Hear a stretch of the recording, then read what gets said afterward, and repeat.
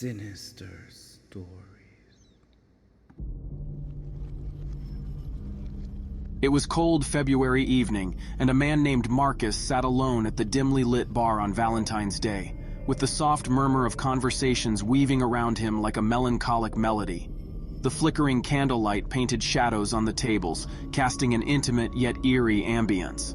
As he traced the outline of his glass with contemplative fingers, the door swung open, releasing a cold gust of wind. A figure stepped into the bar, a figure he hadn't seen in months. It was Lola, the ex-girlfriend of Gregory, his mysterious brother who vanished a few months ago. A shiver ran down Marcus's spine as he watched her scan the room. Time seemed to warp as Lola made her way toward him, uncertainty etched on her face. The unresolved past hung in the air like an unspoken pact between them. Marcus acknowledged her presence with a nod, his eyes carrying the weight of the unanswered questions that lingered between them.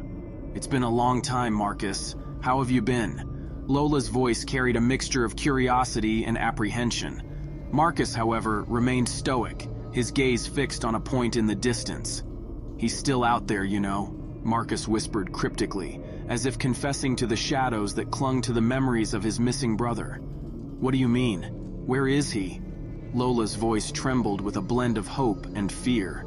Marcus, veiled in an enigmatic silence, offered no direct answers, leaving Lola to navigate the maze of uncertainty that surrounded Gregory's disappearance. Amidst the festive atmosphere of the bar, Lola and Marcus sat in a heavy silence, entangled in the unresolved mysteries of the past. The unspoken tension hung thick, and Marcus couldn't shake the feeling that Lola held the key to the enigma that had haunted him for years. As the bar's patrons reveled in the Valentine's Day festivities, Marcus and Lola found themselves tethered to a shared history fraught with questions. The air crackled with the weight of the unsaid, and Marcus sensed that this unexpected encounter held the potential to unravel the enigma that had eluded them. Marcus grappled with the echoes of the past resurfacing on this peculiar Valentine's Day. The shadows of the unresolved mystery clung to the bar's surroundings.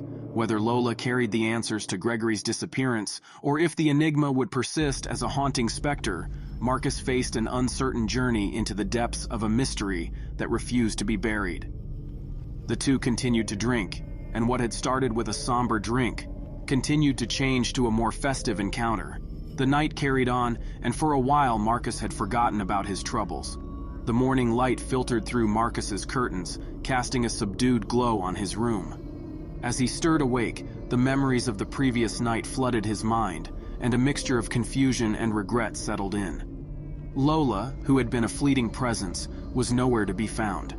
The lingering echoes of their shared moments felt like fragments of a dream slipping through his fingers. Contemplating his decision, Marcus couldn't shake the awkwardness that clung to the situation. The realization that he had slept with his brother's ex-girlfriend hung heavy in the air. The morning's solitude amplified the uncertainty, leaving Marcus to question the implications of his choices. Marcus figured that Lola had felt the same, which is most likely the reason she had already left his place. That evening, after a long day at work, Marcus arrived home to a surprise that added a new layer to the enigma. Lola stood in front of his apartment, bags of groceries in hand, wearing an overly cheerful demeanor. Marcus, caught off guard, didn't know how to react. Last night felt like a one-time occurrence, and the unexpected reappearance intensified the awkwardness. Without much explanation, Lola breezed into his apartment, marching straight to the kitchen and starting to cook. Marcus, instead of addressing the uneasy situation, allowed the evening to unfold. Dinner and a few bottles of wine later, they found themselves back in his bedroom. The cycle repeated the next morning, Lola gone, leaving Marcus perplexed yet again. The routine continued, with Lola's unpredictable appearances and disappearances becoming a strange norm. One evening, Marcus, expecting to find her when he returned home, was met with an empty sidewalk. However, upon entering his apartment, there she was, cheerfully preparing another meal. That evening, Marcus mustered the courage to confront the surreal situation. As he attempted to explain the complexities of their entanglement, Lola's reaction took a sharp turn. Accusations and shattered plates filled the air as she unleashed her pent-up frustration, demanding answers about another woman. Caught off guard, Marcus, fearing her erratic behavior, assured her that their nights together meant something and there was no one else. In an instant, Lola's demeanor shifted back to sweet and innocent, as if the storm had never happened. The unsettling routine continued for a few more nights until Marcus decided it was time to break free. Using the excuse that Lola reminded him too much of his mysteriously disappeared brother John, he gently conveyed that their connection wasn't sustainable. Lola nodded in understanding and, without a word, left his apartment. Weeks passed, and Marcus, relieved to have distanced himself from the perplexing ordeal, heard nothing from Lola. He assumed the enigma was finally behind him. However, the echoes of those bizarre nights lingered in the corners of his thoughts, a haunting reminder of the mysterious interlude with a woman who seemed to blur the lines between reality and the unknown. Marcus was left suspended in the aftermath, wondering if the chapter with Lola had truly concluded, or if the enigmatic echoes would resurface once again. The whole ordeal seemed like a distant memory now, a situation he would not plan on sharing with anyone. The unsettling events took a peculiar turn when Marcus headed to his family's house to celebrate his father's birthday. As he approached the familiar dwelling, anticipation mixed with a sense of relief to be among family settled in. The door opened to reveal a scene that left Marcus in a state of shock. Lola stood there, presenting herself as his girlfriend to his family. The atmosphere hung heavy with confusion as his family stared at him with curious eyes and judging eyes, but they seemingly accepting Lola into the fold. Marcus, unable to fathom the strange turn of events, decided not to make a scene. He went on with the celebration, attempting to normalize the abnormal. Throughout the evening, he could feel the weight of judgment in his family's eyes, the unspoken question of why he would date his brother's ex-girlfriend lingering in the air. Towards the end of the celebration, Marcus's sister pulled him aside, her expression a mix of concern and disbelief. "What the heck are you doing with Gregory's ex-girlfriend?" she demanded, her words carrying the weight of a family's unspoken loyalty to a missing member. "He could still be out there. We haven't lost faith, have you?" Before Marcus could respond, Lola intervened, grabbing his arm with an unsettling possessiveness. "It's time to go, honey," she announced, cutting short any further conversation.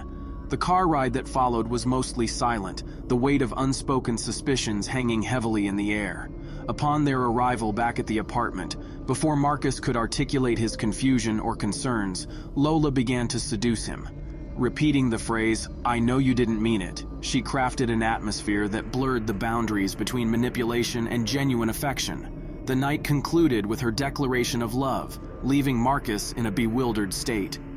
In the ensuing days, Marcus found himself moving through life like a zombie, the events of the family celebration and Lola's seduction creating a disorienting haze. The questions about his brother's disappearance continued to gnaw at him, overshadowing any semblance of normalcy. One night, driven by a sense of urgency and an insatiable curiosity, Marcus decided to go through Lola's belongings while she slept. The moonlight spilled into the room, casting shadows on the silent objects that held the secrets of Lola's past. Photographs, letters, and personal items became fragments of a puzzle, each piece adding depth to the mysterious connection between her and Marcus's missing brother. He was careful not to wake up Lola. Every move or sound she made would cause Marcus to freeze in fear. As Marcus sifted through the tangible remnants of Lola's life, he uncovered nothing special, as if Lola had no real past before their chance encounter on Valentine's Day. No memories or even pictures of Gregory lingered. Marcus sat on the floor next to the bed with his hands on his face.